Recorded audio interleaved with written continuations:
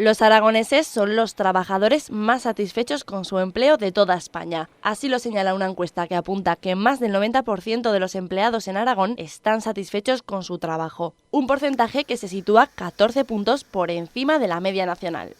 Ser escuchado en el trabajo o ejercer las profesiones escogidas son algunas de las razones de este alto grado de satisfacción. Pues hombre, yo sí, porque además he tenido suerte que he cambiado hace un año de trabajo a mejor, se supone, y bueno, los horarios un poquillo de aquellas maneras, pero bien, en general bien. Sí. Sí, me gusta porque siempre estoy creciendo laboralmente, tengo mi sueldo, que es lo que me hace pagar mis gastos todos los meses y desarrollarme profesionalmente.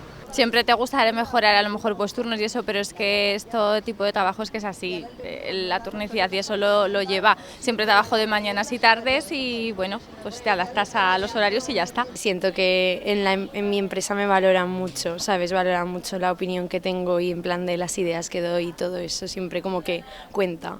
Los últimos datos señalan que el bienestar en el trabajo continuará creciendo en una etapa en la que la tendencia positiva se ha mantenido los últimos 6 trimestres.